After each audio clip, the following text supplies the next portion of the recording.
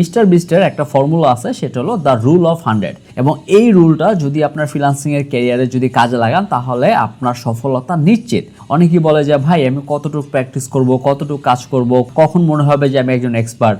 ফর্মুলাটা হলো যে প্রথম 100 ভিডিও আপনি শেখার জন্যই বানাবেন, ফার্স্ট 100 ভিডিও, দেন আপনি রেজাল্টের কথা চিন্তা করবেন। প্রথম 100 ভিডিও বানানোর সময় আপনি কোনো রেজাল্টের কথা চিন্তা করবেন না। এখন এই ভুলটাই আমরা সবসময় করি। আমরা যখন ফ্রিল্যান্সিং এর ক্ষেত্রে কোনো একটা কাজের ক্ষেত্রে বিট করতে যাই, আমরা আপওয়ার্কেও যদি বিট করতে যাই, তাহলে প্রথমেই আমরা মনে করি যে ভাই আজকে তো আমি 2টা বিট করছি, এই সপ্তাহে আমি 10-12টা বিট করছি, বাট আমি কোনো কাজ পাচ্ছি না, এখন আমি কি করব? না ভাই, আপনি এখন মতো প্রপারলি ট্রাই করতে পারেন না। আপনার মিনিমাম 100 বিট করা উচিত, তারপরে আপনার দেখা উচিত এখন বর্তমানে আমার কি কন্ডিশন আছে। এবং আপনার যে বিট করলেই হবে না, আপনার সেটা ভালোভাবে প্রতিবার বিট করার পরে তারপরের যে বিটটা করতেছেন এইটা আরো ডেভেলপ করতে হবে, আপনার নিজের ক্ষেত্রে আরো ইমপ্রুভ করে দেন বিট করতে হবে। যদি এই রুলটা আপনি ফ্রিল্যান্সিং এর ক্ষেত্রে কাজে লাগান, আপনার স্কিলের ক্ষেত্রে কাজে লাগান, আর প্রথম 100 ডিজাইন বা প্রথম 100টা ওয়েবসাইট যখন আপনি বানাইতে যাবেন তখন এটা ধরেই নেবেন যে আমার এটা তেমন একটা ভালো হবে না, এটাই আপনার আস্তে আস্তে ইমপ্রুভ করতে হবে। দেন আপনি হয়তো একটা চিন্তা করতে পারবেন যে এখন আমি